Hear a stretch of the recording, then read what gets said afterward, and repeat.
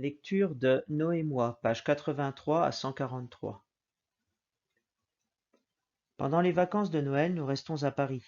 Ma mère n'aime plus les voyages, la campagne, la montagne, c'est au-dessus de ses forces. Elle a besoin de rester là en terre inconnue. Le soir, il me semble que je peux nous voir, de l'extérieur, au travers des baies vitrées. Le sapin clignote dans le fond du salon. Ce sont les mêmes boules et les mêmes guirlandes que l'on ressort depuis des siècles. Personne ne s'y intéresse ni prête attention, pas même mon père qui pourtant s'y connaît en illusions familiales. Nous serions sans doute tous d'accord pour conclure que cela n'a pas de sens. Mais personne ne le dit.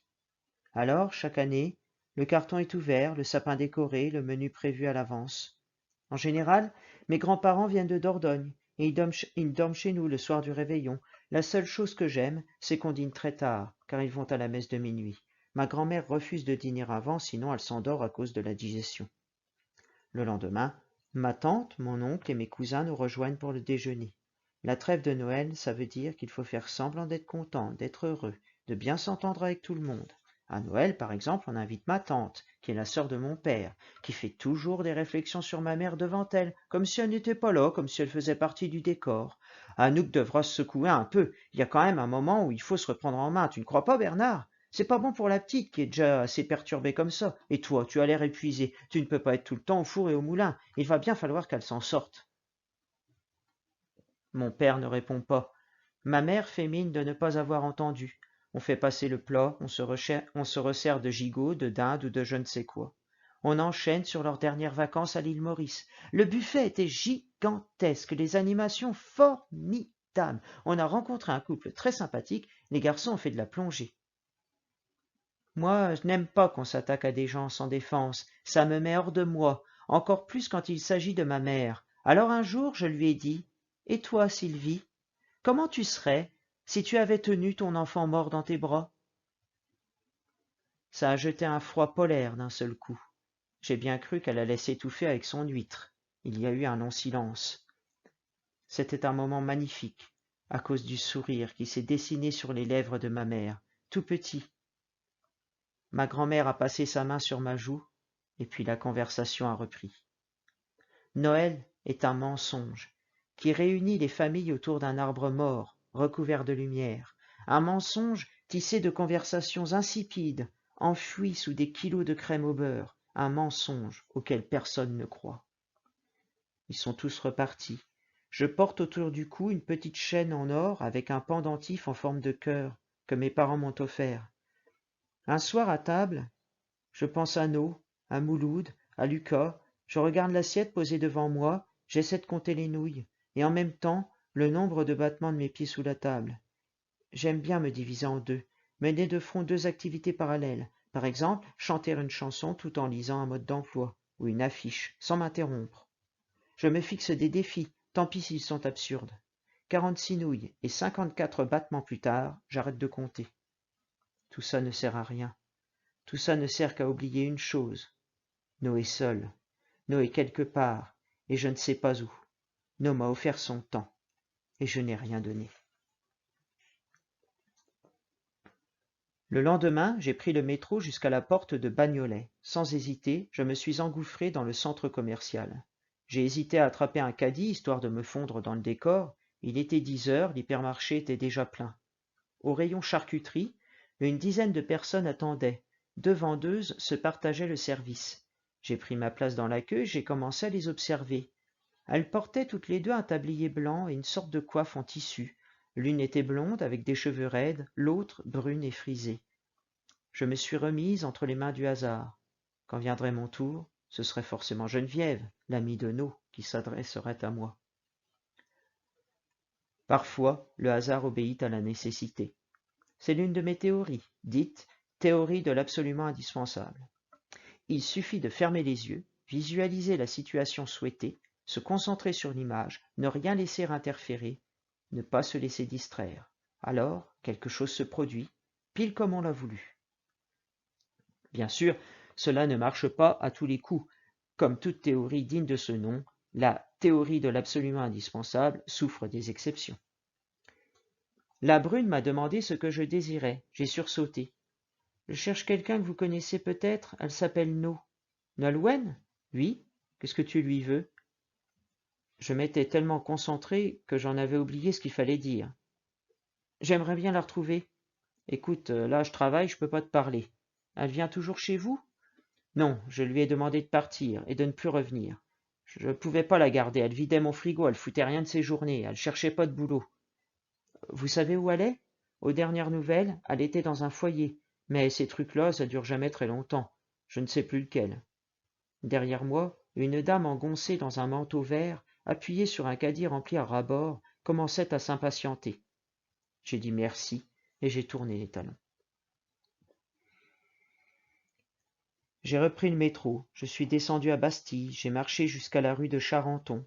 En face du 29, le long de l'Opéra, telle que nous me l'avait décrite, une tente igloo était posée à même le trottoir. Derrière, coincée contre le mur, s'accumulaient cartons, cabas et couvertures.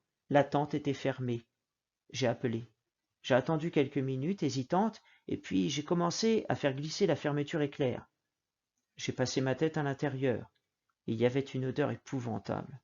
Je me suis mise à quatre pattes, j'ai avancé un peu à la recherche d'un indice. Quand j'étais petite, avec mes cousins, on jouait au détective. J'étais la meilleure. J'ai jeté un coup d'œil circulaire. Des sacs en plastique étaient entassés vers le fond. Quelques canettes vides jonchaient le sol. Eh oh! D'un bond, j'ai voulu me relever. J'ai marché sur mon lacet. Je me suis étalé de tout mon long, à plat ventre. L'homme grondait derrière moi. Il m'a attrapé par le col. Dans un même mouvement, m'a sorti de la tente et m'a remise debout. Si j'avais été équipé d'une fonction volatilisation instantanée, ça m'aurait bien arrangé. Il était tout rouge, il sentait le vin. J'étais morte de peur. Qu'est-ce que tu fais là? Mon cœur battait à grande vitesse. Il m'a fallu à peu près 2 minutes pour proférer un son. On t'a jamais dit qu'il fallait pas rentrer chez les gens? Excusez-moi, je cherche No, elle m'a dit qu'elle vous connaissait. Je m'en souviens pas. Elle est brune avec des yeux bleus, pas très grande, les cheveux comme moi, un peu moins longs. Elle a dormi 1 ou 2 fois avec vous, enfin, je veux dire, dans votre tente. Ouais, ça me dit vaguement quelque chose. Vous savez où je pourrais la trouver? Écoute, moi, je veux pas d'emmerde. Et puis là, j'ai des trucs à faire, faut que je range. Depuis combien de temps vous ne l'avez pas vue? Je t'ai dit que j'avais pas le temps. Vous n'auriez pas une toute petite idée, s'il vous plaît? Dis donc, tu sais ce que tu veux, toi. Mais moi, je dépanne les gens comme ça 1 nuit ou 2, après, j'oublie. Il m'a regardé longuement, mon manteau, mes bottines, mes cheveux, s'est gratté la tête avec l'air de quelqu'un qui hésite. T'as quel âge? 13 ans, bientôt 14. T'es de sa famille? Non. Des fois, elle mange à la soupe populaire de la rue Clément. C'est moi qui lui ai refilé le plan. Je la vois là-bas de temps en temps. Bon, allez, dégage maintenant.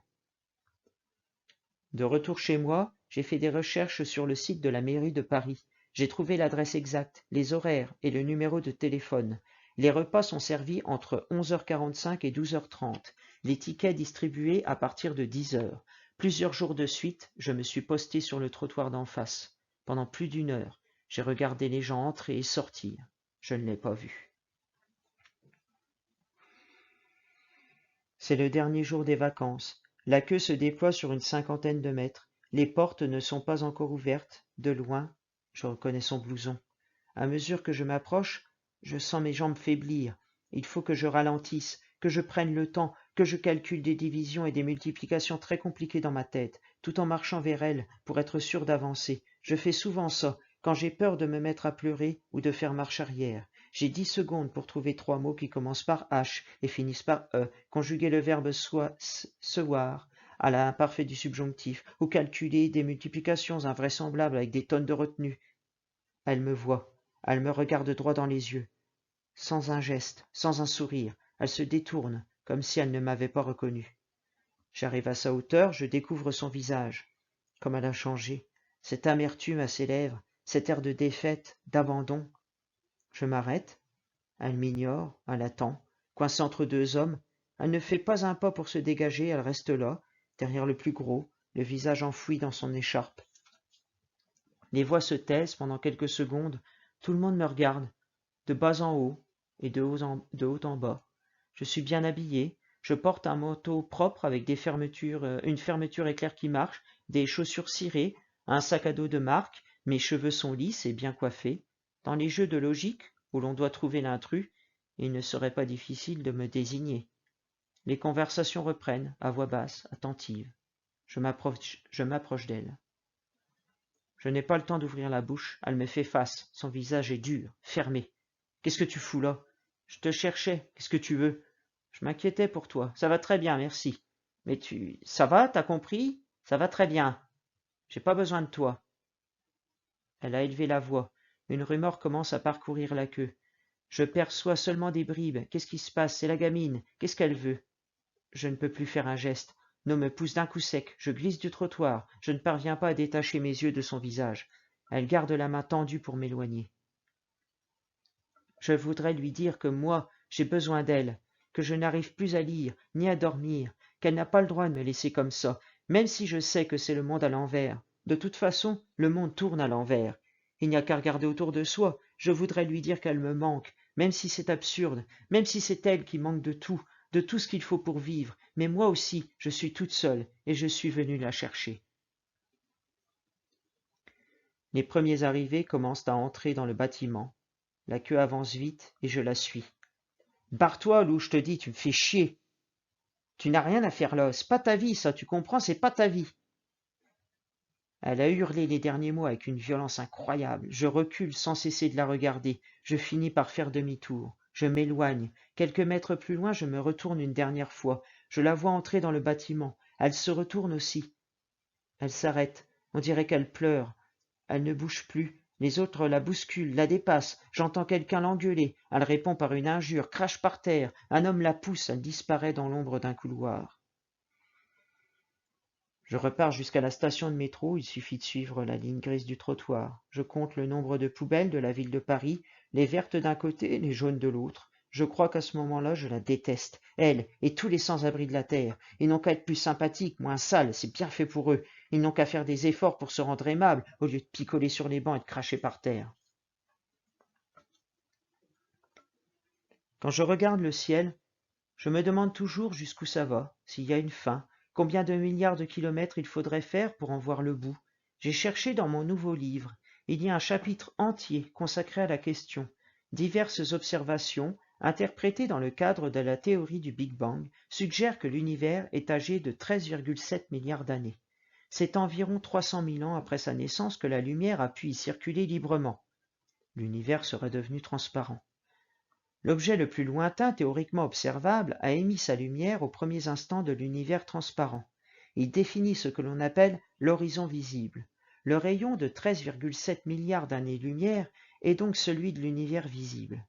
Au-delà de cette distance, on ne peut rien voir. On ne sait pas si l'univers s'étend plus loin ou pas. On ne sait pas si la question même a un sens. C'est pour ça que les gens restent chez eux, dans leur petit appartement, avec leurs petits meubles, leurs petits bols, leurs petits rideaux et tout, à cause du vertige. Car si on lève le nez, la question inévitablement se pose. Et puis aussi celle de savoir ce que nous sommes, nous, si petits, dans tout ça. Le soir, quand mon père rentre, je l'assaille de questions auxquelles il ne sait pas toujours répondre. Alors, il cherche dans des livres ou bien sur Internet. Il n'abandonne jamais, même quand il est très fatigué. L'autre jour, je lui ai demandé ce que ça voulait dire tellurique. J'ai bien senti qu'il aurait préféré allumer la télévision et regarder une bonne série avec des flics modernes qui passent leur journée à résoudre des énigmes et à traquer des criminels, mais qui ont des soucis comme tout le monde, et des histoires d'amour aussi. N'empêche qu'il a cherché dans ses livres pour me donner une définition exacte. Mon père, s'il avait voulu, il aurait pu être un bon flic de série télé, et il ne s'énerve jamais. Il a une veste en cuir, une épouse malade dont il s'occupe très bien, et une fille adolescente un peu pénible, bref, tous les ingrédients nécessaires pour qu'on s'attache à lui et qu'on n'ait pas envie qu'il lui arrive quelque chose. Quand je regarde un film avec lui, je fais vœu de silence, mais parfois c'est plus fort que moi. Je ne peux pas m'empêcher d'ajouter un commentaire ou d'attirer son attention, par exemple quand l'héroïne est assise sur le canapé, les cheveux derrière les épaules, et qu'au plan d'après, alors qu'elle n'a pas bougé, ses cheveux pendent devant. Pour me taquiner, il me dit « Arrête l'ordinateur, Lou. Appuie sur pause. » Et puis il m'ébouriffe. « Je vais t'en faire une coiffure, moi, tu vas voir. » Quand j'étais petite, ma mère déposait 1 ou 2 carreaux de chocolat sur une tranche de pain et la glissait dans le four. J'attendais derrière la vitre, je regardais le chocolat fondre, passer de la forme solide à la forme molle. C'est ce qui me plaisait le plus, assister à cette métamorphose, bien plus encore que la perspective d'étaler le chocolat sur le pain et de déguster le résultat. Quand j'étais petite, Je regardais le sang coaguler sur mes écorchures. J'ignorais la douleur. J'attendais la dernière goutte, celle qui allait sécher, celle qui allait devenir une petite croûte que je finirais par arracher. Quand j'étais petite, je restais le plus longtemps possible la tête en bas pour devenir toute rouge, me redressais d'un coup et regardais dans le miroir mon visage reprendre peu à peu une couleur normale. Je faisais des expériences. Aujourd'hui, j'attends la transformation de mon corps, mais je ne suis pas comme les autres filles. Je ne parle pas de celles de ma classe qui ont 15 ans, je parle de celles de mon âge. Je vois bien quand je les croise dans la rue. Elles marchent comme si elles allaient quelque part. Elles ne regardent pas leurs pieds, et leur rire résonne de tous les serments qu'elles ont partagés. Moi, je n'arrive pas à grandir, à changer de forme. Je suis toute petite, je reste toute petite, peut-être parce que je connais ce secret que tout le monde fait semblant d'ignorer. Peut-être parce que je sais à quel point nous sommes de toutes petites choses. Quand on reste dans un bain trop longtemps, on a les doigts tout fripés. J'ai lu l'explication dans un livre. La couche supérieure de notre peau, l'épiderme, absorbe l'eau, se dilate et fait des plis. Voilà le vrai problème. Nous sommes des éponges. Et pour ma part, cela ne concerne pas seulement les mains et les pieds. J'absorbe tout, tout le temps. Je suis perméable.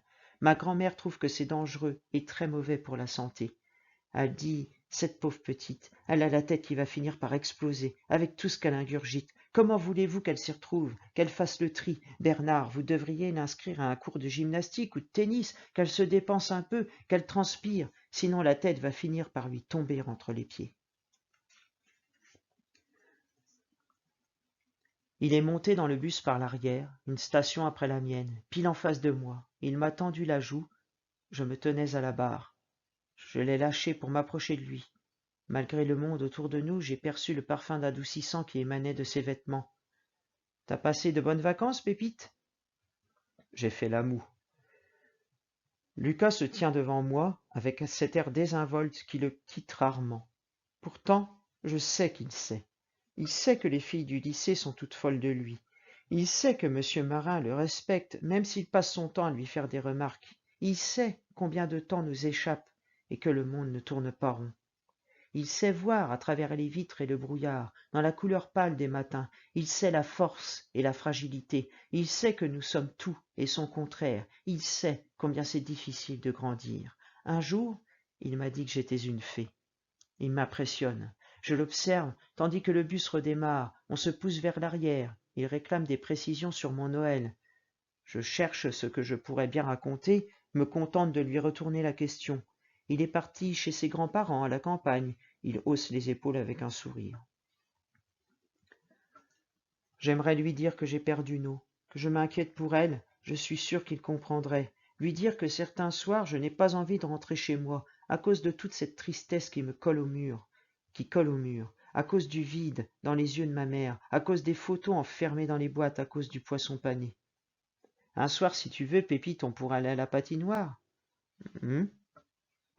J'ai vu des patins à glace chez Egosport. Il y a des tas de lacets à faire passer dans les crochets.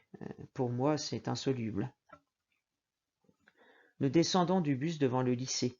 Les portes ne sont pas encore ouvertes. Les élèves se rassemblent en grappe, discutent, s'esclaffent, allument des cigarettes. Lucas connaît tout le monde, mais il reste avec moi. J'essaie de faire bonne figure, de ne pas laisser les idées envahir ma tête, ces idées qui me traversent souvent quand je vois tout ce qui pourrait se passer, le meilleur et le pire, elles surgissent n'importe quand, dès que mon attention se relâche. C'est comme un filtre optique qui fait voir la vie d'une autre couleur, la vie en mieux ou en catastrophe, ça dépend des fois. J'essaie de ne pas penser qu'un jour, Lucas pourrait m'entourer de ses bras et me serrer contre lui. Je sors par la grande porte, perdu au milieu du flot. Sur le trottoir d'en face, je l'aperçois. Je l'aperçois tout de suite, un point sombre dans la lumière du soir. No m'attend. Elle s'est souvenue du nom de mon lycée, elle est venue. Elle ne traîne pas avec elle son habituel barda, seulement un sac qu'elle porte en bandoulière. No est là, il me suffit de traverser la rue. De loin, ça se voit qu'elle est sale. Son jean est maculé de traînées noires, ses cheveux collés par petits paquets. Je reste comme ça plusieurs minutes, immobile, bousculé par les élèves. Il y a le bruit des mobylettes, les rires, les éclats de voix, comme un tourbillon autour de moi. Il y a moi, en face d'elle.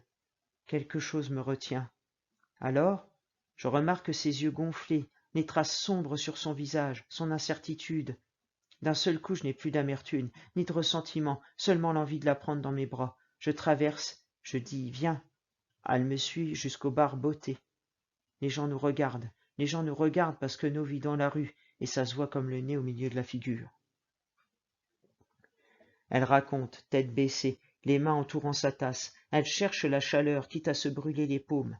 Elle dort dans un centre d'hébergement d'urgence du Val-de-Marne, où elle a été admise pour 14 jours.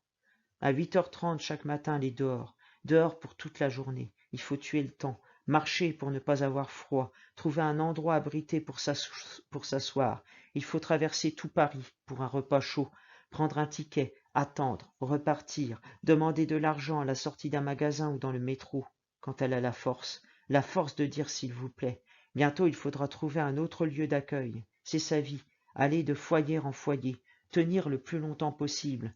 Repousser les échéances, trouver de quoi manger, éviter de dormir dans la rue, chercher du travail, elle a essayé les fast-foods, les bars, les restaurants, les supermarchés, mais sans adresse, ou avec celle d'un centre d'hébergement, la réponse est toujours la même. Contre ça, elle ne peut rien, pas d'adresse, pas de boulot, elle a abandonné. Elle n'a jamais pensé que sa vie deviendrait si merdique. Quand elle était petite, elle voulait être coiffeuse, faire des shampoings, des couleurs, et puis plus tard avoir un salon de coiffure. Mais elle n'a pas appris, ni ça, ni autre chose. Elle n'a rien appris. Elle dit, je ne sais pas ce que je vais faire. Tu vois, je ne sais plus du tout.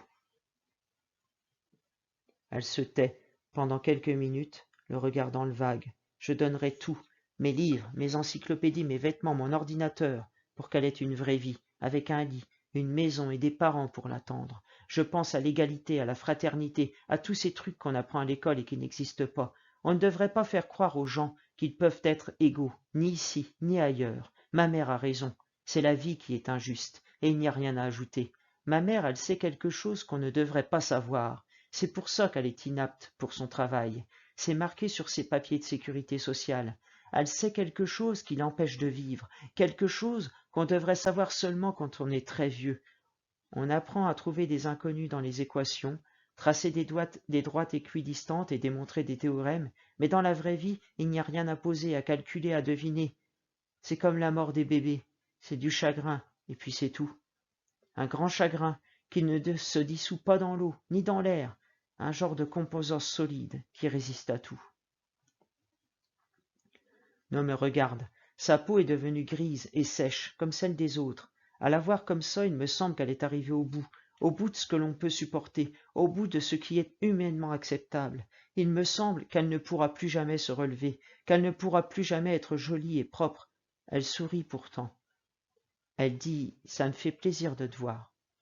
Je vois sa lèvre trembler. Ça dure à peine une seconde, elle baisse les yeux. Je prie dans ma tête de toutes mes forces pour qu'elle ne pleure pas. Même si je ne crois pas tous les jours en Dieu, parce que si elle se met à pleurer, je m'y mets aussi. Et quand je commence, ça peut durer des heures. C'est comme un barrage qui cède sous la pression de l'eau, un déluge, une catastrophe naturelle. Et pleurer de toute façon, ça ne sert à rien. Elle racle le fond de sa tasse avec sa petite cuillère pour attraper le sucre. Elle se renverse sur sa chaise. Elle a repris le dessus. Je le vois à la façon dont elle serre la mâchoire. Je la connais. Alors, ton exposé. Je lui raconte combien j'ai eu peur devant toute la classe, ma voix qui tremblait au début, et puis après plus du tout, parce que c'était comme si elle avait été avec moi, comme si elle m'avait donné la force, et puis le soulagement quand ça a été fini, les applaudissements et tout. Et puis Lucas, tu sais, ce garçon dont je t'avais parlé, ça fait au moins 2 fois qu'il me propose de venir chez lui après les cours, et puis il veut que je vienne avec lui à la patinoire, mais à chaque fois je me défile, je ne sais pas trop quoi faire. Elle aime que je lui raconte des histoires. Elle est comme une toute petite fille. Je vois bien qu'elle écoute en vrai, parce que ça lui rappelle des souvenirs de quand elle allait encore à l'école. Elle a les yeux qui brillent. Alors je parle, je lui raconte Lucas, ses 2 ans de retard, les opinels qu'il collectionne, ses cheveux noirs, la cicatrice au-dessus de sa bouche qui descend, blanche, en biais sur la lèvre, son sac en toile avec des inscriptions au marqueur que je ne comprends pas, son insolence en classe, ses accès de violence, et ce jour où il a tout jeté par terre, les livres, la table, les stylos et tout, avant de quitter le cours, comme un roi, sans même se retourner. Je lui parle de Lucas, de ses 17 ans, de son corps qui semble si lourd, si dense, et cette façon qu'il a de me regarder, comme si j'étais une fourmi égarée, ces copies blanches et l'excellence de mes notes, ces 3 jours de renvoi et mes devoirs cités en exemple, sa douceur avec moi, pourtant à l'extrême opposé de lui. Et toi, t'as déjà été amoureuse d'un garçon? Ouais, quand j'avais ton âge à peu près, j'étais dans un internat à Frenouville. On n'était pas dans la même classe, mais on se retrouvait le soir. Au lieu d'aller en permanence, on traînait dehors, on s'asseyait au pied des arbres, même l'hiver. Comment il s'appelait? Loïc. Et après? Bah après quoi? Bah qu'est-ce qui s'est passé? Je te raconterai un autre jour. Elle n'aime pas parler. Il y a toujours un moment où ça s'arrête, souvent de la même manière. Un autre jour, une autre fois. Ça t'a rendu triste? Je t'ai dit une autre fois. Je voulais te demander un truc. Est-ce que tu sais dans quel sens on tourne la langue quand on embrasse un garçon? D'abord, elle ouvre les yeux, très très grands, et puis elle rit. Je ne l'ai jamais vue rire comme ça. Alors je ris aussi. Si j'avais plus d'argent, j'appellerais le garçon et je crierais Champagne. Je claquerais dans mes mains, je ferais venir des petits fours comme au mariage de ma grande cousine, des quantités. On mettrait la musique à fond dans le café, on danserait sur les tables, on inviterait tous les gens à notre fête.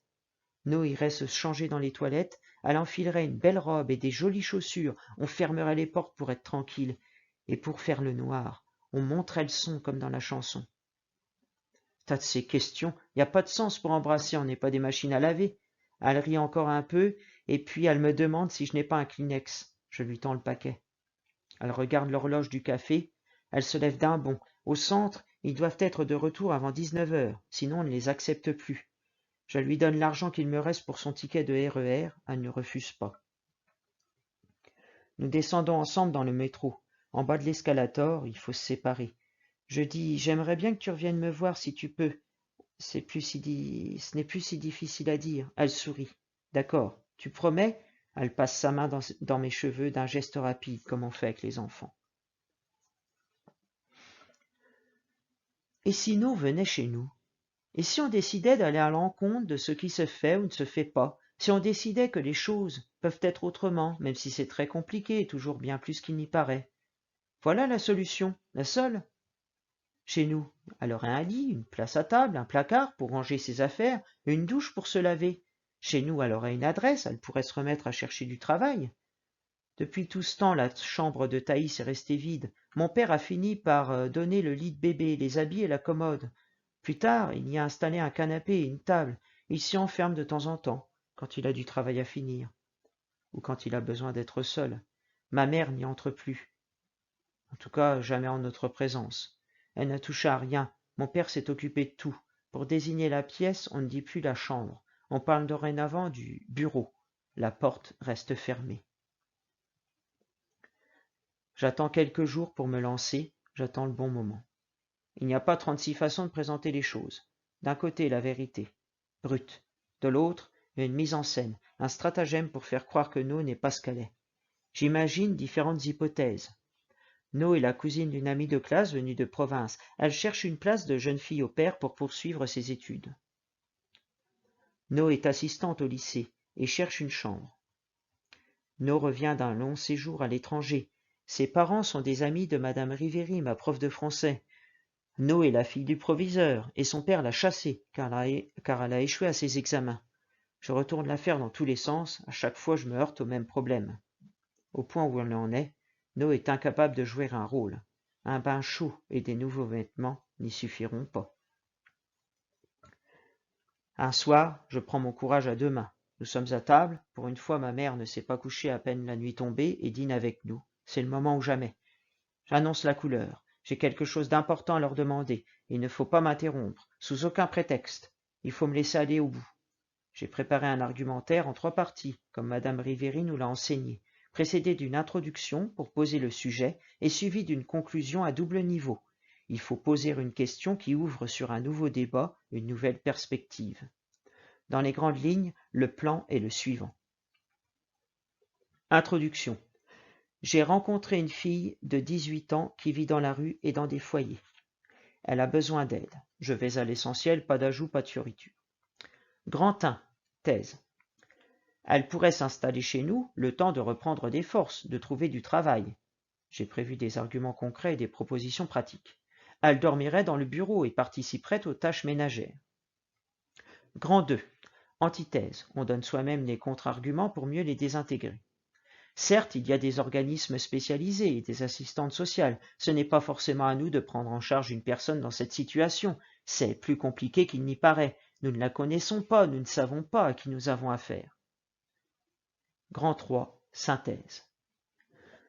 Il y a plus de 200 000 sans-abri en France et les services sociaux ne peuvent pas faire face. Chaque nuit, des milliers de gens dorment dehors, il fait froid, et chaque hiver, des gens meurent dans la rue. Conclusion.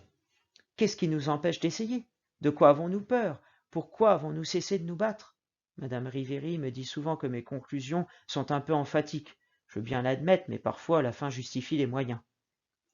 J'ai écrit ma démonstration sur un cahier et souligné en rouge les points majeurs. Devant le miroir de la salle de bain, j'ai répété, les mains calmes, la voix posée. Nous sommes attablés devant une pizza de chez Picard, dont j'ai mis de côté l'emballage. Les rideaux sont tirés. La petite lampe du salon nimbe nos visages d'une lumière orangée.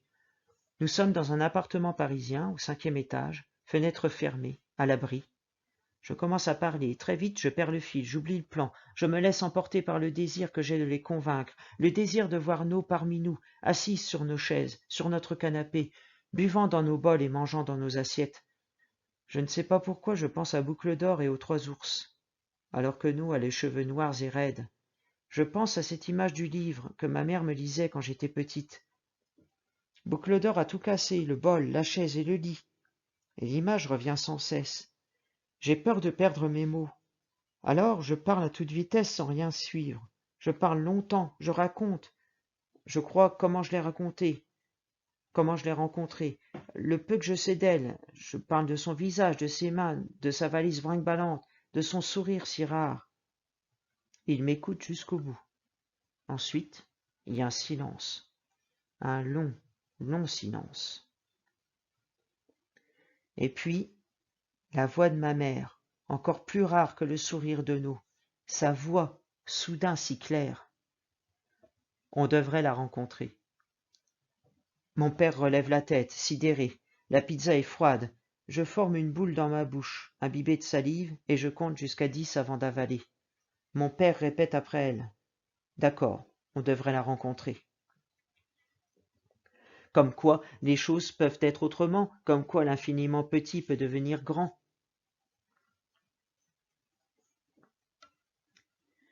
J'ai attendu No, je l'ai cherché des yeux à la sortie du lycée, tous les soirs, retardant le moment où je prendrais le métro pour rentrer. J'ai guetté sa silhouette en déséquilibre, son pas traînant, je n'ai pas perdu confiance. Ce soir, elle est là, elle avait promis, le froid de janvier transperce la peau. Elle a quitté le centre d'hébergement d'urgence où elle était.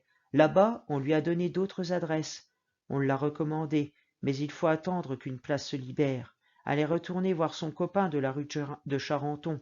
Il l'a prise avec lui quelques nuits, mais d'autres se sont installés à côté d'eux, avec leur tante, parce que le coin est bien abrité. Et puis ils ont commencé à faire des histoires, à écouter la radio à n'importe quelle heure, et à vouloir la baiser. Elle m'explique tout ça d'une seule traite, sur le trottoir. Elle dit baiser comme elle parlerait à un adulte. Et je suis fier qu'elle ne me traite pas comme une gamine, parce que je sais bien ce que ça signifie. Et la différence qu'il y a avec d'autres mots pour dire la même chose, et que les mots ont leur importance et les nuances aussi. Je ne peux pas la ramener chez moi dans cet état-là. Il faut qu'elle se lave, qu'elle trouve des habits. À cette heure de la journée, ma mère est à la maison, et nous doit être un minimum présentable. Je suis sûr de ça. Même si mes parents ont dit oui, une première impression peut tout gâcher. Alors, tout va très vite, malgré tout ce qui me tient à distance. Quand il faut agir, se lancer, parce que souvent les images, les mots envahissent ma tête et me paralysent, mais cette fois, il faut que tout aille dans le même sens, sans se bousculer, sans s'éparpiller. Il faut mettre un pied devant l'autre, sans se poser la question de savoir s'il vaut mieux commencer par le droit ou la gauche. Un jour, Madame Cortance, la psychologue, a dit à mon père que les enfants intellectuellement précoces ont une grande capacité à conceptualiser, à appréhender le monde, mais qu'ils peuvent être démunis face à des situations relativement simples. Cela m'est apparu comme une grave maladie, un handicap majeur que je ne pourrai plus jamais surmonter. Je demande à No de m'attendre, de ne pas bouger. C'est la première fois, je crois, que je lui parle sur ce ton, sans appel. Elle n'a plus la force de protester, plus la force de dire non. Je traverse de nouveau la rue. J'attrape Lucas par le bras. En temps normal, je ne pourrais jamais faire un geste pareil, mais parfois les circonstances obligent. Il y a quelques jours, il m'a dit qu'il vivait presque seul dans un appartement de 5 pièces. Son père est parti vivre au Brésil, il envoie de l'argent. Sa mère dort rarement chez lui. Elle lui laisse des mots sur des post-it jaunes, collés sur la porte d'entrée, ne répond pas aux convocations des professeurs. 1 ou 2 fois par mois, elle signe un chèque quand le frigidaire est vide. La femme de ménage vient chaque semaine et s'inquiète de savoir s'il mange bien. En quelques mots, je lui explique la situation. Il faut faire vite, et tant pis si je bafouille, tant pis si j'ai des plaques rouges sur le cou, il n'y a pas de temps à perdre. Alors, je comprends pourquoi je l'ai choisi lui et lui seul. Il jette un œil à nous et il dit « Suivez-moi les filles ». Elle m'emboîte le pas sans se faire prier. En arrivant chez Lucas, elle vomit dans les toilettes. Elle dit qu'elle a pris des médicaments. Je n'ose pas demander lesquels. Il sort d'un placard une grande serviette, impeccablement pliée et repassée, comme on en voit dans les publicités pour les adoucissants, avec un nounours débile qui raconte sa vie. Elle n'a pas dû en voir d'aussi épaisse depuis longtemps. Elle ne proteste pas quand je la pousse dans le couloir. Je fais couler un bain. Tout va toujours aussi vite dans ma tête. Tout s'enchaîne parfaitement. Les décisions sont suivies d'actions. J'appelle ma mère pour la prévenir que j'arrive avec nous dans 1 heure. Je raccroche avant d'entendre sa réponse, au cas où elle aurait changé d'avis. Je demande à Lucas s'il peut trouver dans les affaires de la sienne quelque chose qui irait à nous. Il allume une cigarette, prend un air de gangster et fait un geste qui veut dire « m'en occupe ». Le bain est prêt. J'aide No à se déshabiller. Je respire par la bouche pour ne pas sentir l'odeur. Je la regarde entrer dans l'eau chaude. Elle a un corps de garçon, les hanches étroites, les bras maigres, des seins minuscules. Ses cheveux flottent comme des algues brunes. On devine ses côtes. Dans le dos et sous la poitrine, avec la chaleur du bain, ses joues se colorent. Sa peau est si fine qu'on voit ses veines. Je reste avec elle parce que j'ai peur qu'elle coule. Je prends un gant pour lui laver les épaules, le cou, les jambes, les pieds, avec beaucoup de savon. Je lui demande de se lever, de se rasseoir, de me donner un pied puis l'autre. Elle obéit sans rien dire. Je lui tends le gant pour ce qui reste à faire, et je me retourne. J'entends qu'elle se lève une nouvelle fois, et puis qu'elle replonge dans l'eau. Je lui donne la grande serviette, elle s'appuie sur moi pour sortir. À la surface, mêlée aux résidus de savon, flottent 1000 particules de crasse. Lucas a préparé des vêtements sur son lit. Il s'est éclipsé et regarde la télé. J'aide No à s'habiller. Je retourne dans la salle de bain pour nettoyer la baignoire avec du monsieur propre fraîcheur des pins. On a le même à la maison, ça brille de 1000 feux. Presque autant que sur l'étiquette. Le jean et le pull lui vont parfaitement. Je me demande comment une femme aussi menue peut avoir mis au monde un grand machin comme lui. Il nous propose de boire quelque chose. Il n'ose pas regarder No. Je le remercie pour son aide. Il est temps de repartir. Je ne sais pas ce qu'elle a avalé. Elle est là sans y être. Elle ne proteste pas non plus quand je lui explique que nous allons chez moi, que mes parents sont d'accord et nous attendent. Elle me regarde pendant quelques secondes, comme s'il fallait tout ce temps pour que l'information parvienne à son cerveau, et puis elle me suit. Tandis que nous attendons l'ascenseur, elle se retourne vers Lucas pour le remercier. Il dit « Revenez quand vous voulez ». Dans la rue, je tire la valise de No. Les roulettes ne fonctionnent plus, ça fait un bruit pas possible et je m'en fous. Nous marchons jusqu'à mon immeuble. Dans le hall, je la regarde une dernière fois. Le rose à ses joues a disparu. Ses cheveux sont encore mouillés. Je sonne à la porte avant d'ouvrir. Je sais que je peux la perdre. Mon père et ma mère sont sortis de la cuisine pour nous accueillir. J'ai fait les présentations, j'avais les doigts de pied tout contractés à l'intérieur de mes chaussures. Mon père a eu une hésitation, il a failli lui serrer la main, puis il s'est approché pour lui faire la bise. No a eu un mouvement de recul, elle essayait de sourire, mais on voyait bien que c'était compliqué. Nous avons dîné tous les 4. Ma mère avait préparé un gratin de courgettes. Pour la première fois depuis longtemps, elle n'était pas en robe de chambre. Elle avait mis son pull à rayures de toutes les couleurs et son pantalon noir. Ils n'ont pas posé de questions. Ils se sont comportés comme si tout cela était la chose la plus naturelle du monde. Ma mère est restée avec nous jusqu'à la fin du repas. Pour la première fois depuis longtemps, il m'a semblé qu'elle était vraiment là, que sa présence n'était pas une simple figuration. Elle était là tout entière. Nous avons parlé de tout et de rien. Mon père a évoqué son prochain voyage en Chine pour son travail et raconté une émission qu'il avait vue à la télévision sur le développement de Shanghai. Nous n'en avions probablement rien à faire, ni de Shanghai, ni du chien de la gardienne qui passe son temps à déterrer des eaux imaginaires sur le terre-plein de la cour, ni du relevé des compteurs EDF, mais cela n'avait aucune importance. L'importance était qu'elle se sente à l'aise, qu'elle n'ait pas le sentiment d'être observée. Et pour une fois, il m'a semblé que ça fonctionnait. Comme dans les repas de famille qu'on voit dans les publicités pour les plats cuisinés, où les dialogues s'enchaînent sans fausses notes, sans temps mort. Il y a toujours quelqu'un pour ajouter quelque chose au bon moment. Personne n'a l'air fatigué ni accablé de soucis. Il n'y a pas de silence. No doit peser 40 kilos. Elle a 18 ans et en paraît à peine 15. Ses mains tremblent quand elle porte son verre à sa bouche. Ses ongles sont rongés jusqu'au sang. Ses cheveux lui tombent dans les yeux. Ses gestes sont maladroits. Elle fait des efforts pour tenir debout, pour tenir assise, pour tenir tout court. Depuis combien de temps n'a-t-elle pas dîné dans un appartement sans se presser, sans devoir laisser la place au suivant? Depuis combien de temps n'a-t-elle pas posé sur ses genoux une serviette en tissu et mangé des légumes frais? Voilà tout ce qui compte, et le reste peut attendre. Après le dîner, mon père a déplié le canapé du bureau. Il est allé chercher des draps et une grosse couverture dans le placard de l'entrée. Il est repassé une dernière fois devant nous, s'est adressé à nous pour lui dire que son lit était prêt. Elle a dit merci. Elle regardait par terre. Moi, je sais que parfois il vaut mieux rester comme ça à l'intérieur de soi, renfermé, car il suffit d'un regard pour vaciller. Il suffit que quelqu'un tende sa main pour qu'on sente soudain combien on est fragile, vulnérable, et que tout s'écroule comme une pyramide d'allumettes. Il n'y a pas eu d'interrogatoire, pas de méfiance, pas de doute, pas de marche arrière. Je suis fier de mes parents. Ils n'ont pas eu peur. Ils ont fait ce qu'il y avait à faire. No est couché. Je referme la porte du bureau, je lui éteins la lumière. C'est une nouvelle vie qui commence pour elle, j'en suis sûr, une vie avec un abri. Et moi, je serai toujours là à côté d'elle. Je ne veux plus jamais qu'elle se sente toute seule. Je veux qu'elle se sente avec moi. Elle reste dans la pièce, porte fermée. Ma mère lui a prêté quelques vêtements. Mon père a débarrassé le bureau afin qu'elle puisse aménager son espace. Elle n'en sort qu'en ma présence et dort pratiquement toute la journée.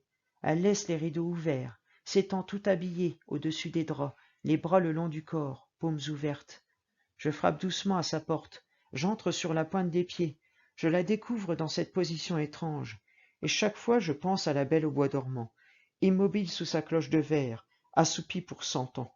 Sa robe bleue sans un pli étalée sur le lit, ses cheveux lisses entourant son visage. Méno se réveille, les yeux brillants de sommeil, avec ce sourire incrédule aux lèvres. Elle s'étire, me demande des nouvelles du lycée, de la classe. Je raconte et repars faire mes devoirs. Je referme la porte derrière moi. Plus tard, je viens la chercher pour dîner. Elle avale son assiette, aide à débarrasser, s'aventure quelques minutes dans l'appartement, et puis retourne s'allonger. Elle récupère. À la voir, on pourrait croire qu'elle rentre d'un long voyage, qu'elle a traversé le désert et les océans, marché pieds nus sur les sentiers de montagne, longé des kilomètres de nationales, foulé des sols inconnus. Elle revient de loin, elle revient de territoires invisibles, et pourtant si proche de nous. Pendant des semaines, elle a pris sa place dans des files d'attente pour manger, laver ses vêtements, pour obtenir un lit, ici ou là. Pendant des semaines, elle a dormi avec ses chaussures planquées sous son oreiller, ses sacs coincés entre elle et le mur, son argent et sa carte d'identité dans sa culotte pour ne pas se les faire voler. Elle a dormi sur le qui-vive, dans des draps en papier, sous des couvertures de fortune ou avec son blouson pour seule protection. Pendant des semaines, elle s'est retrouvée dehors au petit matin, sans projet, sans perspective. Elle a erré des journées entières dans ce monde parallèle qui est pourtant le nôtre. Elle n'a cherché rien d'autre qu'un endroit dont elle ne serait pas virée, un endroit pour s'asseoir ou pour dormir. Elle essaie de tenir le moins de place et de faire le moins de bruit possible, prend une douche rapide le matin, termine le café laissé au chaud par mon père, n'allume pas la lumière de la cuisine, marche à pas de velours et longe les murs. Elle répond par oui ou par non, accepte à peu près tout ce qu'on lui propose et baisse les yeux, sauf sous mon regard. Une fois, je me suis assise à côté d'elle sur son lit. Elle s'est tournée vers moi et elle m'a dit « Alors maintenant on est ensemble, toutes les deux ?» J'ai répondu « Oui ». Je ne savais pas très bien ce que ça signifiait pour elle, être ensemble. C'est quelque chose qu'elle demande souvent. On est ensemble, hein, Lou? Maintenant, je sais. Ça veut dire que rien, jamais, ne pourra nous séparer. C'est comme un pacte entre nous, un pacte qui se dispense de mots. La nuit, elle se lève, tourne dans l'appartement, fait couler de l'eau. Parfois, il me semble qu'elle reste éveillée quelques heures. J'entends la porte du couloir, son pas léger sur la moquette. Une nuit, je l'ai surprise, le nez collé aux baies vitrées du salon, contemplant du 5e étage l'étendue de la ville, cette obscurité impossible, les lumières rouges et blanches des voitures, leur trajectoire, le halo des lampadaires et d'autres points lumineux plus petits virevoltant dans le lointain. Lucas m'attend devant la porte du lycée. Il porte sa veste en cuir, un bandeau noir pour retenir ses cheveux. Sa chemise dépasse de son pull. Il est immense. Alors, Pépite, comment ça se passe? Elle ne sort pas beaucoup de sa chambre, mais je crois qu'elle va rester. Tes parents? Ils sont d'accord. Elle va se réparer un peu, et puis après, elle pourra chercher du travail quand elle ira mieux. On dit souvent que les gens qui sont dans la rue, ils sont cassés. Au bout d'un moment, ils peuvent plus vivre normalement. Je m'en fous de ce qu'on dit. Je sais, mais le problème, c'est les mets. Justement, avec les mets, on ne fait rien. T'es toute petite et t'es toute grande, Pépite. Et t'as bien raison. Nous entrons dans la salle de maths. Les autres nous regardent, Axel et Léa surtout. Lucas s'assoit à côté de moi, au 2e rang. Depuis les vacances, il a délaissé le fond de la classe pour me tenir compagnie. Au début, les profs n'ont pas caché leur étonnement. Lucas a eu droit à toutes sortes de réflexions ou de mises en garde. Tiens, monsieur Muller, vous voilà en utile compagnie. Mademoiselle Bertignac pourra éventuellement vous transmettre un peu de son sérieux. Profitez-en pour vous racheter une conduite. Évitez de vous inspirer des copies de votre voisine. Vous verrez que par ici, l'air est aussi doux qu'au fond de la classe. Pour autant, Lucas n'a pas modifié ses habitudes. Il prend peu de notes pendant les cours, oublie d'éteindre son portable, s'affale sur sa chaise, laisse traîner ostensiblement ses jambes dans le passage, se mouche à grand bruit. Mais il ne renverse plus jamais la table. Les autres m'accordent dorénavant une sorte de respect. Même Axel et Léa me disent bonjour et me font des sourires. Je n'entends plus de rires étouffés ni de chuchotements quand je dois répondre à une question à laquelle personne n'a trouvé de réponse. Je ne surprends plus de regards entendus quand j'ai terminé mon contrôle avant les autres et que le prof ramasse ma copie. Il est le roi, l'insolent, le rebelle. Je suis la première de la classe, docile et silencieuse. Il est le plus âgé et je suis la plus jeune. Il est le plus grand et je suis minuscule. Le soir, nous prenons le métro ou le bus ensemble. Il me raccompagne devant chez moi. Je ne veux pas traîner à cause de nous. Pour elle, il m'apporte des bandes dessinées, des tablettes de chocolat, quelques cigarettes rangées dans une boîte qu'elle fume à la fenêtre. Il me demande de ses nouvelles, s'inquiète de son état, nous invite chez lui quand elle ira mieux. Nous avons notre secret. Depuis quelques jours, elle commence à sortir de sa chambre, s'intéresse à ce qui se passe dans la maison. Elle a proposé à ma mère de faire les courses, de descendre les poubelles, de participer à la préparation des repas. Elle laisse sa porte ouverte, fait son lit, range la cuisine, passe l'aspirateur, regarde les matchs de foot avec nous à la télévision. Elle sort un peu dans la journée, ne revient jamais plus tard que 19 heures. Quand je rentre du lycée, elle me rejoint, s'allonge sur la moquette pendant que je fais mes devoirs, feuillette un magazine ou une bande dessinée, ou bien elle reste là, les yeux grands ouverts, étendue sous le ciel factice de ma chambre, constellé d'étoiles phosphorescentes. J'observe sa poitrine se soulever au rythme de sa respiration. J'essaie de lire sur son visage le chemin de ses pensées, mais rien n'est visible. Jamais rien. À table, elle observe comment je mange. Je vois bien qu'elle fait des efforts pour ne pas commettre d'impair. Elle ne met pas ses coudes sur la table, elle se tient droite, elle cherche dans mon regard une approbation. Je suis sûr qu'on ne lui a jamais appris comment il fallait tenir sa fourchette ou son couteau, qu'il ne faut pas saucer avec le pain, couper la salade et tout.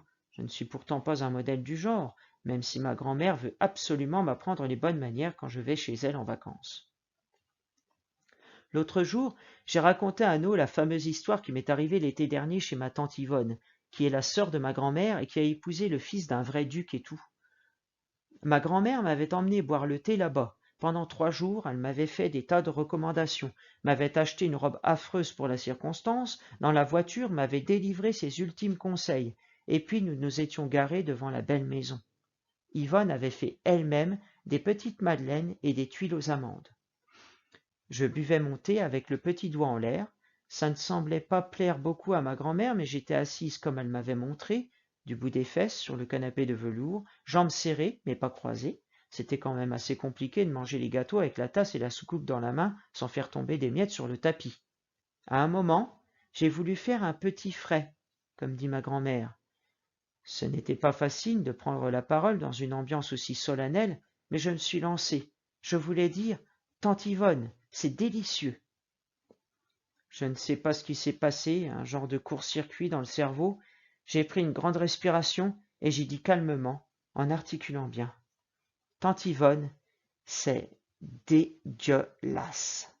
No a tellement ri quand je lui ai raconté. Elle voulait savoir si je m'étais fait engueuler, mais tante Yvonne a bien compris qu'il y avait eu un problème de connexion ou que c'était l'émotion. Elle a juste eu un petit rire comme une toux. C'est comme si nous avait toujours été là. De jour en jour, nous la voyons reprendre des forces, nous voyons son visage changer, et puis sa façon de marcher, nous la voyons relever la tête, se tenir droite, laisser son regard s'attarder, nous l'entendons rire devant la télévision et fredonner dans la cuisine des chansons qui passent à la radio. No est chez nous. Dehors, l'hiver est venu. Dans la rue, les gens marchent vite, laissent retomber derrière eux les portes lourdes des immeubles, composent des codes, appuient sur des boutons d'interphone et font tourner leurs clés dans les serrures. Dehors, des femmes et des hommes dorment, enfuis dans des sacs de couchage ou sous des cartons vides, au-dessus des bouches de métro, sous les ponts ou à même le sol. Dehors, des femmes et des hommes dorment dans les recoins d'une ville dont ils sont exclus. Je sais qu'elle y pense parfois, mais nous n'en parlons pas.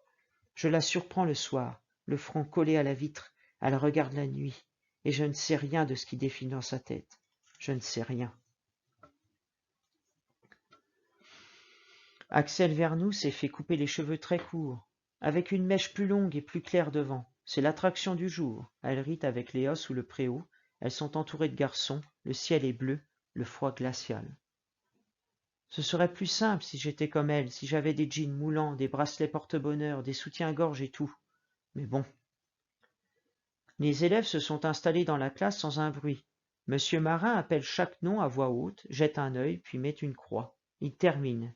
Pedrazas, présente. Révillers, présente. Vanderberg, présent. Vernou, absente. Axel lève le doigt. Mais, monsieur Marin, je suis là. Il la regarde, la mine vaguement dégoûtée. Je ne vous connais pas. Elle hésite une seconde, sa voix tremble. C'est moi, Axel Vernou. Que vous est-il arrivé? Un frisson parcourt la classe. Les larmes lui montent aux yeux, elle baisse la tête. Moi, je n'aime pas qu'on humilie les gens comme ça, gratuitement, sans raison. Je me penche vers Lucas. Je dis, c'est dégueulasse. Et cette fois, c'est exactement ce que je veux dire. Mademoiselle Bertignac, vous souhaitez nous faire un commentaire? Un dixième de seconde pour réfléchir, rien de plus. Un dixième de seconde pour décider. Je n'ai pas de courage, je n'ai pas d'aplomb. Si j'étais équipé d'une fonction retour vers 10 minutes plus tôt, ça m'arrangerait un peu. Je disais, c'est dégueulasse, vous n'avez pas le droit de dire ça.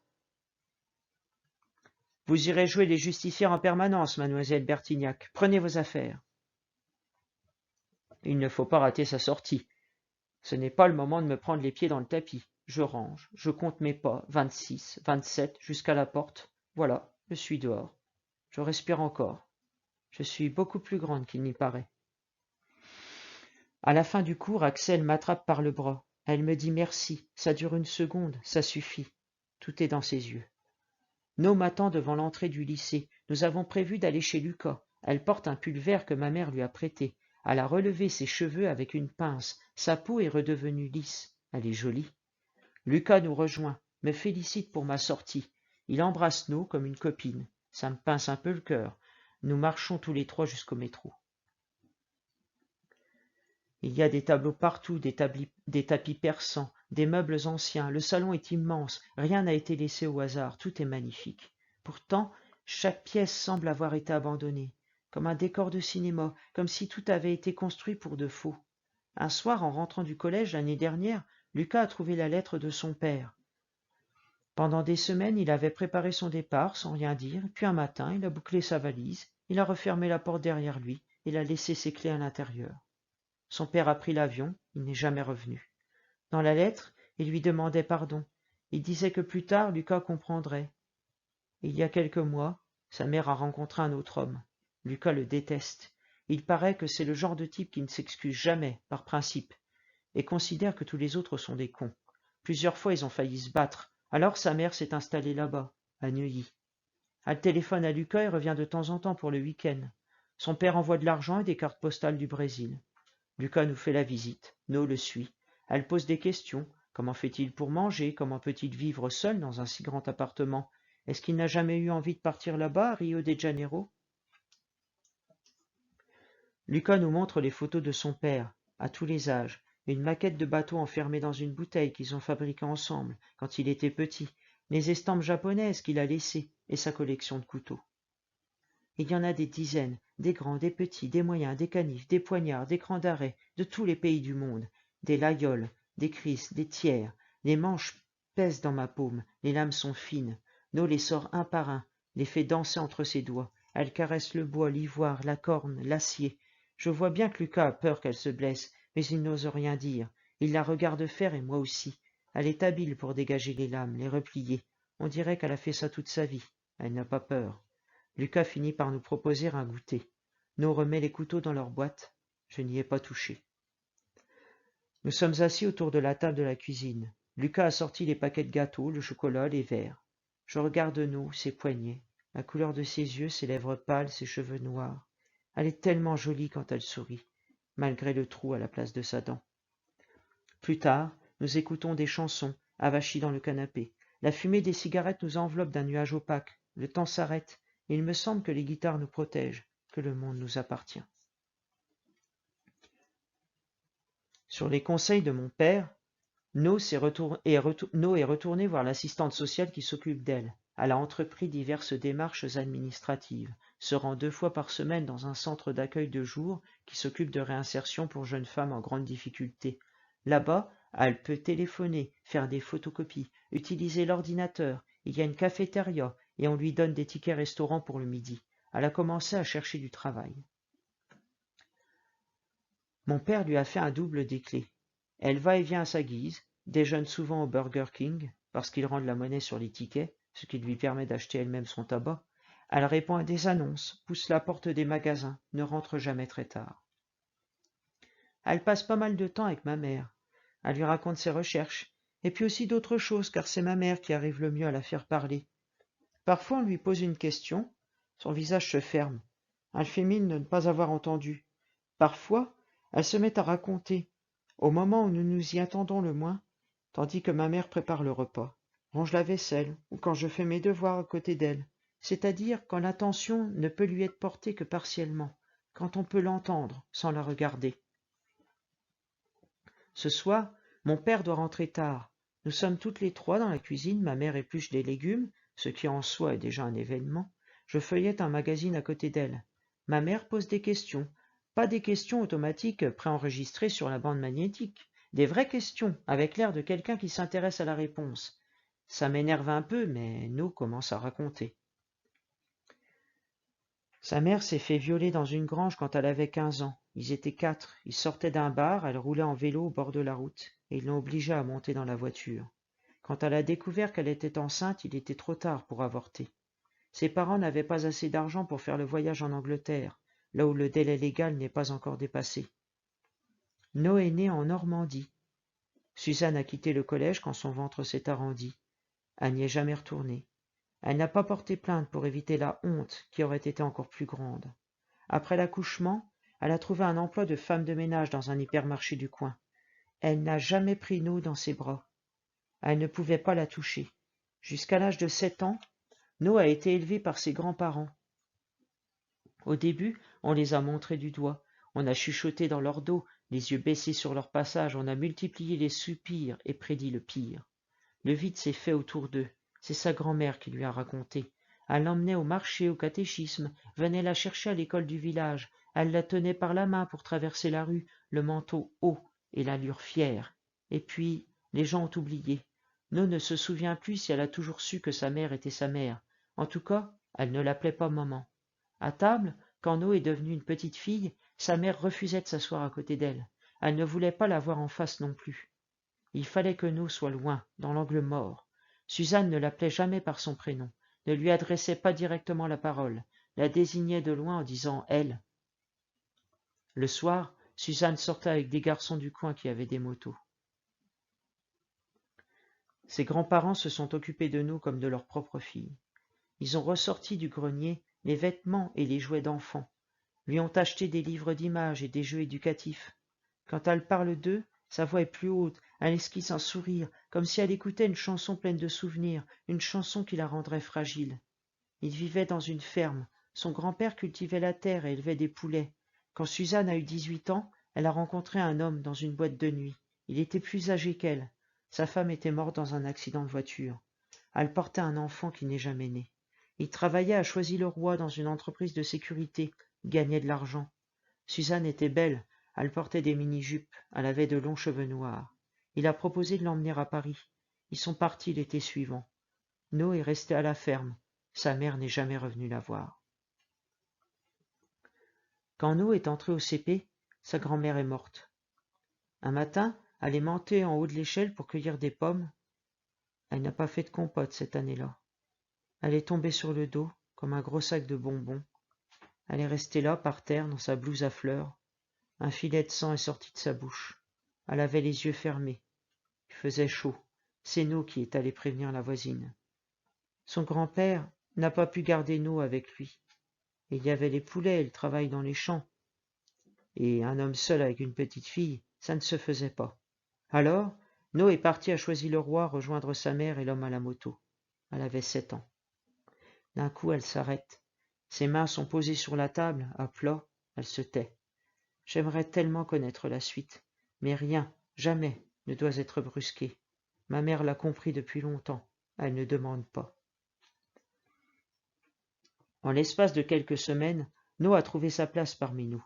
Elle a repris des couleurs et sans doute quelques kilos. Elle m'accompagne à droite ou à gauche, étend le linge, ouvre la boîte aux lettres, fume sur le balcon, participe au choix des DVD. Quand nous en avons presque oublié le temps d'avant, le temps sans nous. Nous pouvons passer des heures sans parler côte à côte. Je vois bien qu'elle attend que je lui propose de venir avec moi, qu'elle aime quand nous montons dans l'ascenseur du même pied, chargés d'une mission, quand nous faisons les courses ensemble, quand nous rentrons une fois la nuit tombée. C'est elle qui garde la liste dans sa poche. Elle raye au fur et à mesure, vérifie une dernière fois que nous n'avons rien oublié avant de passer à la caisse, comme si la marche du monde en dépendait. Sur le chemin du retour, parfois, elle s'arrête sur le trottoir et me demande, à brûle-pourpoint, sans raison apparente: « On est ensemble, hein, Lou? On est ensemble ?» Il y a une autre question qui revient souvent, et comme à la première, je réponds oui. Elle veut savoir si je lui fais confiance, si j'ai confiance en elle. Je ne peux pas m'empêcher de penser à cette phrase que j'ai lue quelque part, je ne sais plus où. Celui qui s'assure sans cesse de ta confiance sera le premier à te trahir. Alors, je chasse les mots loin de moi. Ma mère a recommencé à feuilleter des magazines. Elle a emprunté des livres à la bibliothèque, visité une ou deux expositions. Elle s'habille, se coiffe, se maquille, dîne avec nous tous les soirs, pose des questions, elle raconte des anecdotes, une aventure qui lui est arrivée dans la journée ou une scène à laquelle elle a assisté. Elle retrouve l'usage des mots. Elle hésite comme une convalescente, bute sur un enchaînement, se reprend. Elle a rappelé des amis, revu d'anciens collègues et acheté quelques nouveaux vêtements. Le soir, quand nous sommes à table, je surprends le regard de mon père sur elle, ce regard incrédule et attendri, et en même temps chargé d'inquiétude, comme si tout cela, si mystérieux, ne tenait qu'à un fil. Dans la vie, il y a un truc qui est gênant, un truc contre lequel on ne peut rien. Il est impossible d'arrêter de penser. Quand j'étais petite, je m'entraînais tous les soirs, allongée dans mon lit, j'essayais de faire le vide absolu. Je chassais les idées les unes après les autres avant même qu'elles deviennent des mots. Je les exterminais à la racine, les annulais à la source. Mais toujours, je me heurtais au même problème. Penser à arrêter de penser, c'est encore penser. Et contre ça, on ne peut rien. Un jour, j'ai essayé de soumettre la question à No. Je me suis dit qu'avec tout ce qu'elle avait vécu, elle avait peut-être découvert une solution. Un moyen de contourner le problème. Elle m'a regardé d'un air moqueur. Jamais tu t'arrêtes. M'arrêter de quoi? De gamberger. Ben non, justement, c'est ce que je suis en train de t'expliquer. En fait, quand tu réfléchis, C'est pas possible. Si, quand tu dors. Mais quand on dort, on rêve. T'as qu'à faire comme moi, je rêve jamais. C'est mauvais pour la santé. Elle ne trouve pas ça idiot que je découpe les emballages de surgelés, que je collectionne les étiquettes de vêtements et de textiles, que je fasse des tests comparatifs intermarques sur la longueur des rouleaux de papier toilette, que je regarde elle me regarde mesurer, trier, classer, avec un sourire au coin de la bouche, un sourire dénué de toute ironie. Assise à côté d'elle, je découpe des mots dans les journaux pour les coller sur mon cahier. Elle me demande si je n'en ai pas assez, ou à quoi ça sert. Mais elle m'aide à chercher dans le dictionnaire. Je vois bien que ça lui plaît. Il n'y a qu'à voir comme elle me dicte la définition, avec sa voix cassée. Elle détache chaque syllabe comme une maîtresse d'école avec un air sérieux et tout. Un jour, elle m'a aidé à découper des formes géométriques pour le lycée. Elle s'appliqua en vrai, les lèvres pincées. Elle ne voulait pas que je lui parle, elle avait peur de rater. Ça avait l'air tellement important pour elle que tout soit parfait, au micro-centième de millimètre près. Je l'ai drôlement félicitée quand elle a eu terminé. Ce qu'elle aime par-dessus tout, c'est m'aider à réciter mes leçons d'anglais. Une fois, je devais réciter un dialogue entre Jane et Peter à propos d'écologie. Je n'ai pas osé lui dire qu'il suffisait que je lise une ou deux fois pour le mémoriser.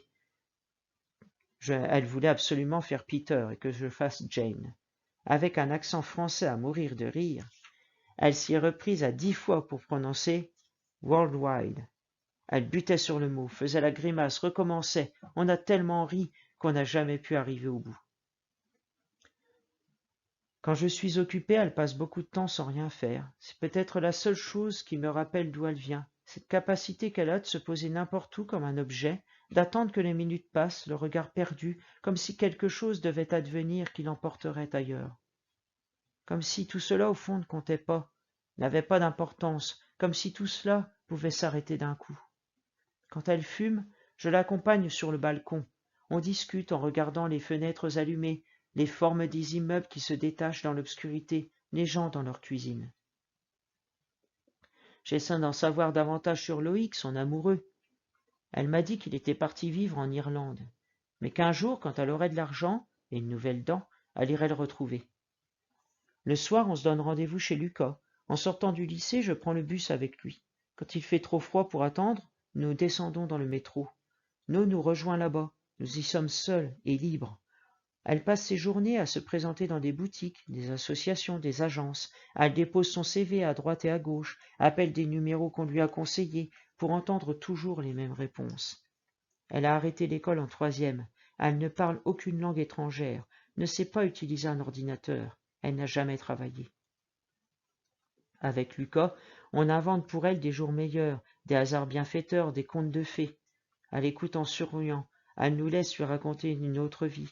Lucas est le champion pour ça. Imaginer les scènes, les détails, les enchaînements, inventer les coïncidences et rendre possible l'impossible. J'installe les petites assiettes sur la table de la cuisine. Il dépose les bananes au fond de la poêle, saupoudre de sucre, laisse caraméliser. On s'assoit là, tous les trois, à l'abri du monde. Il imite les profs pour me faire rire, sauf Madame Riveri, parce qu'il sait que je l'adore et que le français est ma matière préférée. Nous montre ses bandes dessinées, ses posters, ses logiciels de dessin ou d'animation. Nous écoutons de la musique ou nous regardons des films, affalés sur le canapé. Je me glisse entre nous et lui. Je sens la chaleur de leur corps contre le mien, et il me semble que plus rien, jamais, ne pourra nous arriver. Nous repartons toutes les deux à pied, nos écharpes enroulées autour du cou, nous avançons contre le vent, nous pourrions faire des kilomètres côte à côte, nous pourrions continuer comme ça, droit devant nous, partir ailleurs pour voir si l'herbe est plus verte, si la vie est plus douce, plus facile. Quoi qu'il arrive, plus tard, quand je penserai à elle, je sais que ces images l'emporteront, lumineuses, intenses, son visage ouvert, son rire avec Lucas, le bonnet de laine que mon père lui a offert enfoncé sur ses cheveux en bataille, ces moments où elle est sans doute elle-même, sans peur et sans rancœur, ses yeux brillants dans le halo bleu de la télévision. Le soir où No nous a annoncé qu'elle avait trouvé du travail, mon père est descendu acheter une bouteille de champagne. Il a fallu rincer les coupes en cristal, elles n'avaient pas servi depuis longtemps. Nous avons levé nos verres, nous avons trinqué à la santé de No. Mon père a dit « C'est une nouvelle vie qui commence ». J'ai cherché l'émotion sur les visages, No avait les joues roses. Il n'y avait pas besoin d'être spécialiste, Je crois même qu'elle faisait un sacré effort pour ne pas pleurer. Quand elle nous a donné davantage de détails, mon père a eu l'air de trouver que ce n'était pas l'idéal. Mais elle était tellement contente que personne n'aurait osé gâcher sa joie, ni émettre une réserve, même minuscule. Tous les matins, à partir de 7 heures, No est femme de chambre, dans un hôtel près de Bastille. Elle termine à 16 heures, mais certains jours, elle doit rester plus tard, pour remplacer le garçon du bar, quand il a des courses à faire ou des livraisons. Le patron la déclare pour un mi-temps, le reste est payé au noir. Elle a dit à mes parents qu'elle les inviterait au restaurant quand elle recevrait sa première paye, et puis qu'elle partirait quand elle aurait trouvé un endroit où loger. Ils ont répondu en chœur qu'il n'y avait aucune urgence. Elle doit prendre son temps, s'assurer que le poste lui convient. Ma mère a proposé de lui acheter une ou deux tenues pour son travail. On a encore rigolé comme des folles quand on a cherché dans les catalogues de vente par correspondance. On imaginait nous dans des blouses à fleurs en polyamide. Il y en avait de toutes les formes et de toutes les couleurs, boutonnées devant ou dans le dos, avec de larges poches et des tabliers de dentelle, comme dans les films de Louis de Funès. Maintenant, No se lève avant nous. Son réveil sonne vers 6 heures. Elle fait le café, avale une tartine et part à pied dans la nuit. À midi, elle déjeune d'un sandwich avec le garçon du bar, perché sur un grand tabouret, mais pas plus d'un quart d'heure, sinon le patron pète une durite. J'ai cherché dans le dictionnaire dès que j'ai eu le dos tourné. Le soir, elle se change avant de quitter l'hôtel, détache ses cheveux, enfile son blouson, emprunte le même chemin en sens inverse et rentre chez nous, épuisée. Elle s'allonge un moment, les jambes surélevées. Parfois elle s'endort. Elle doit faire chaque jour une vingtaine de chambres, et toutes les parties communes, salon, hall, couloir. Elle n'a pas le temps de rêvasser, le patron est toujours sur son dos. Elle n'a jamais vraiment pu nous décrire la clientèle de l'hôtel, un mélange, paraît-il. Parfois elle évoque des touristes, parfois des hommes en déplacement professionnel. C'est toujours plein. Son patron lui a montré comment trier le linge sale du propre, avec une conception très personnelle de la question. Comment replier les serviettes sans les laver quand elles ont servi une fois, et remettre à niveau les petits flacons de shampoing. Elle n'a pas le droit de faire de pause, ni de s'asseoir, ni de parler aux clients. Un jour, il l'a surprise en train de fumer une cigarette au rez-de-chaussée. Il a hurlé que c'était le premier et le dernier avertissement. L'assistante sociale a constitué son dossier de couverture médicale unique. Elle attend la réponse. Comme elle avait mal au dos, mon père l'a envoyée chez notre médecin. Il lui a donné de quoi régler la consultation. Elle est revenue avec un anti-inflammatoire et un décontractant musculaire. J'ai lu les notices. Je m'y connais pas mal en médicaments, à cause de tout ce que ma mère a pris et continue de prendre. Dans la salle de bain, je m'enferme pour lire les indications, les posologies, les effets secondaires et tout. Je poursuis mes recherches dans l'encyclopédie de la santé. Je répertorie les différentes molécules et leurs principales caractéristiques. Quand on me demande ce que je veux faire plus tard, je réponds médecin urgentiste ou bien chanteuse de rock. Ça fait sourire les gens, ils ne voient pas le rapport. Mais moi, oui. No prend son traitement. Elle a l'air d'aller mieux, elle s'habitue. Quand elle reste plus tard pour tenir le bar, elle doit être bien habillée et servir les clients en attendant le retour du garçon. Ma mère lui a prêté une ou deux jupes un peu chic qui lui vont vraiment bien. Le mardi, quand elle arrive à se sauver, elle nous retrouve chez Lucas. Elle télécharge des morceaux sur Internet, nous fait découvrir de nouveaux groupes, ferme les rideaux, nous discutons de tout et de rien, nous raconte l'état des chambres au petit matin, les affaires oubliées, les stratégies déployées par son patron pour économiser des bouts de chandelle. Elle nous fait rire quand elle l'imite avec son gros ventre et ses doigts couverts de bagues. Elle prend une voix grave et fait mine de s'éponger le front avec un mouchoir. Il paraît qu'il fait tout le temps ça. Elle nous raconte les anecdotes de la journée. Par exemple, la porte des toilettes qui est restée bloquée pendant 2 heures avec un type dedans qui a fini par la défoncer, ou le scandale énorme qu'un client a fait parce qu'il a découvert que le jean était coupé avec de l'eau. Lucas se charge de lui raconter les histoires de notre classe, d'en dresser les portraits. Il passe ses cours à observer les autres élèves, leurs vêtements, leur manière de marcher, leurs manies. Il les décrit avec une précision stupéfiante, explique les affinités, les indifférences, les rivalités. Et il n'oublie pas de raconter ses propres frasques, avec son air de caïd, les zéros pointés, les renvois fracassants et les copies déchirées. Et il n'oublie pas non plus de mentionner mes textes lus à voix haute et d'imiter mon air coincé. Il est capable d'en réciter des paragraphes entiers. Le reste de la semaine, je vais seul chez lui, 1 heure ou 2 avant de rentrer chez moi. Il a créé un blog sur Internet, écrit des petits textes à propos de BD, de musique ou de films, et il me demande mon avis et me fait lire les commentaires qu'il reçoit. Il veut créer une rubrique, rien que pour moi. Il a trouvé un titre, l'infiniment Pépite. J'aime être à côté de lui, respirer son odeur, effleurer son bras. Je pourrais passer des heures comme ça, à le regarder, son nez droit, ses mains, sa mèche qui retombe devant ses yeux.